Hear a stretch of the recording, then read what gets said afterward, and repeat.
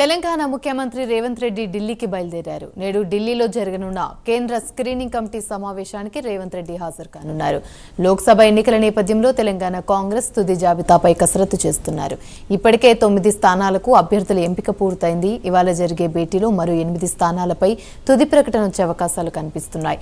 High command ఇప్పటికే దిశానిర్దేశం చేసిన నేపథ్యంలో మెజారిటీ స్థానాలను తెలంగాణ రాష్ట్రంలో గెలుచుకునేందుకు ముఖ్యమంత్రి రేవంత్ రెడ్డి ప్రత్యేకంగా ఫోకస్ పెట్టారు. పార్టీ నేతలకు శ్రేణులకు టార్గెట్లు సైతం విధిస్తున్నారు.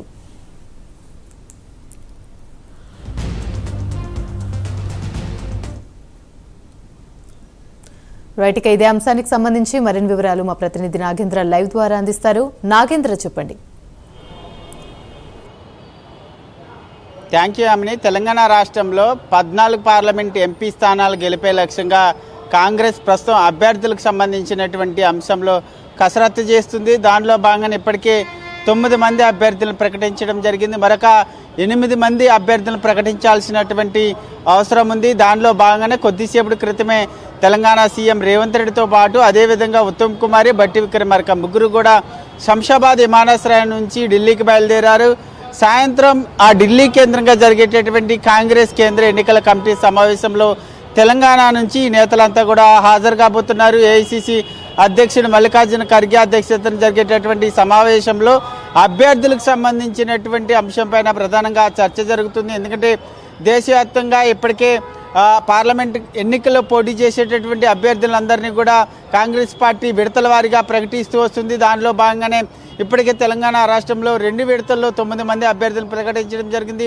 మరొక 8 మంది ప్రకటించాల్సినటువంటి నేపథ్యంలో ప్రస్తుతం ఆ 8 పార్లమెంటు నియోజకవర్గాలకు సంబంధించినటువంటి అభ్యర్థుల పైన ఇప్పటికే రాష్ట్ర నాయకత్వం ఒక స్పష్టమైనటువంటి నివేదికను సైతం తయారు చేసుకుంది. ఇప్పటికే ఆది నాయకత్వానికి సైతం ఇచ్చినటువంటి నేపథ్యంలో ఈరోజు జరిగేటటువంటి సిఇసి సమావేశంలో ప్రధానంగా ఈ అభ్యర్థుల పైన చర్చించడంతో పాటు మరొక వైపు ప్రకటించేందుకు వీలుగా ఇప్పటికే ఒక నివేదికను తయారు చేసేటటువంటి అవకాశం కనిపిస్తుంది. ఎందుకంటే ఇప్పటికే ఒకవైపు సింగిల్ నేమ్తో కూడుకున్నటువంటి ఈ 8 నియోజకవర్గాల్లో ఒక 3 నియోజకవర్గాల్లో మాత్రమే కొంత ఇంకా అభ్యర్థులకు సంబంధించినటువంటి ఎంపిక పైన కొలిక్కి రాలేదు. దాంట్లో ప్రధానంగా ఖమ్మంతో పాటు అదేవిధంగా భువనగిరి, మరొక వైపు వరంగల్కి సంబంధించినటువంటి దాంతోపాటు నిజామాబాద్, ఈ నియోజకవర్గాల్లో అభ్యర్థులకు సంబంధించినటువంటి అంశం పైన రాష్ట్ర నాయకత్వానికి అదేవిధంగా మరొకవైపు ఆది నాయకత్వానికి మధ్య కొంత స్పష్టత రావాల్సినటువంటి అవసరం ఉంది. ఎందుకంటే ఒకవైపు ఖమ్మంకు సంబంధించినటువంటి అంశంలో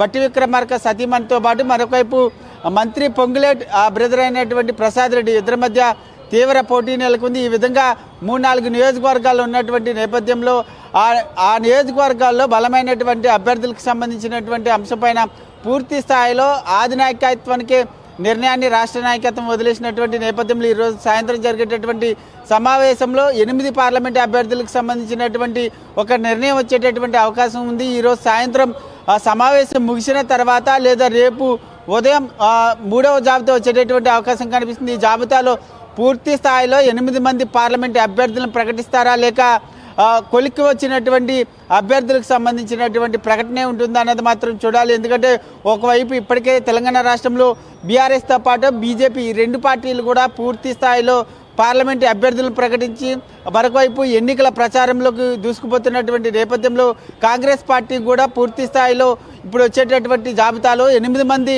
అభ్యర్థులు ప్రకటించాలనేటటువంటి నిర్ణయానికి రావడం జరిగింది. ప్రస్తుతం సిఇసి సమావేశం తర్వాత ప్రకటించేటటువంటి అవకాశాలు అయితే కనిపిస్తున్నాయని చెప్పాలి. అమ్మ